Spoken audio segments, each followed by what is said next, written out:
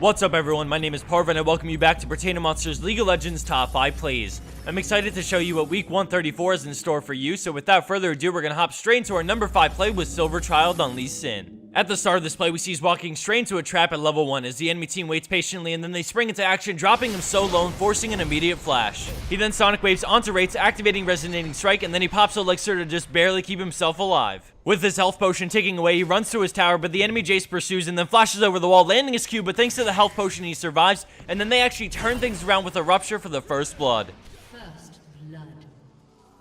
Coming in at our number 4 spot, we have XTS Lion on Orianna in a very high elo game, and at the beginning we see them catch the enemy Nasus as they continuously slow him as he tries to get out, but the enemy team is in a weird position so they can't help him and he goes down. Sona ults a bunch of them, but right after we see Sejuani dash in as Draven ults on top of Orianna's ult, absolutely decimating the enemy team in the blink of an eye. Draven spots Talon running away and decides to chase after him, flashing over the wall and picking up the quad shortly after. What separates this Wombo combo play from others and really earns this play the number 4 spot is the combination of how high elo it is, how they were 8k gold behind to start, and how they get the inhib off it.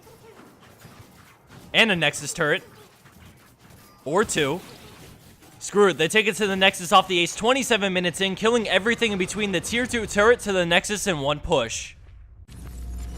Scoring in at our number 3 spot is the procs on Ezreal. We start things in a fight at Dragon as we shift our focus to Ezreal, who's being dived on by Blitzcrank and Alistar. He sneaks in a Q, but then gets pulverized, but a great barrier keeps him alive as he runs back to his team and gets a little helping hand from Alistar, then turns around to finish him off. Now we see Annie coming in with her stun ready, so he Qs and Arcane shifts away, dodging the Blitz hook as we speed it up a little bit, and we see Annie and Blitzcrank go on the hunt, looking to catch either Ezreal or Syndra. He pumps a lot of Mystic shots into them and always makes sure to keep his distance, using preventative Arcane shifts to make sure he doesn't get caught by any of Annie's spells. With them closing in fast, he quickly reacts with an Arcane shift to dodge both Tibbers and the hook into an immediate flash out of range of Annie to keep him alive. Tibbers tanks the tower, so they opt to dive, which forces him to keep running because a single Annie spell can mean death. He then beautifully eased into his ultimate, scaring Blitzcrank away and still perfectly staying out of range of Annie as she just barely misses her W. He continues to run away as Annie pursues, and he makes sure to keep on landing those Mystic shots because every time he lands it, it reduces the cooldown on all his spells by 1 second, and this in combination with blue buff keeps his Arcane shift up more often and his mobility better. When he gets in range of the enemy red buff, he even starts using his Mystic Shot on that to lower the cooldown on Arcane Shift and keep his options open. With a Q and final E away, we see Maokai come in and get on Annie as more enemy players show up to help her out, but he still manages to grab the kill with his ultimate and then flash out. They both escape after a long kiting session for Ezreal with beautiful awareness of his limits that result in an extra kill on Annie after the fight at Dragon. Coming in at our number 2 play, we have Masano on Nunu. At the start, we see him duking it out with the enemy Thresh when he narrowly escapes the slow from the box as he retreats back, knowing 2 more enemy players are on the way.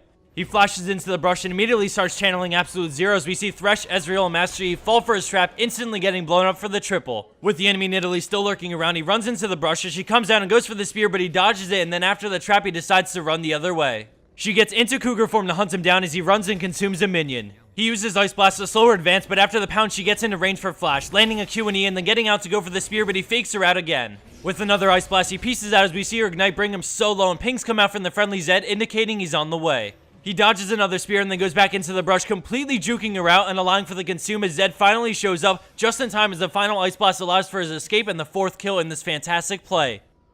And for our number 1 pro play for this week, we have Evil Sonderman playing your textbook support Lulu, but when looking to feed dead in the eyes, she transforms into the carry her team needs. She polymorphs Jax to suppress damage as she eases him, and the tower helps bring him low, but the enemy team just ignores her feeble attempts and continues the siege. Throwing out some auto attacks and a glitter lane, she finally drops Jax and then turns and bursts Ahri with picks for the double as the enemy team finishes off the tower. With her ultimate up, she man-modes it as she ignores Lee Sin for now and polymorphs Caitlyn to stop her damage and then gets a clutch burst off as Lee Sin kicks her away for the triple. With Zed on the way and the Nexus getting lower and lower, she plays it safe and exhausts Lee Sin, guaranteeing the survival of the Nexus while also handing over the easy kill to Zed. 54 minutes into the game, we can see how close the game was with 8 towers apiece and only a small gold advantage after the 4 kills they picked up. We also see her pure support build that was just enough to save the game for her team. They push all the way down the mid, and after killing Alistar, they secure the final Nexus tower and the game right after.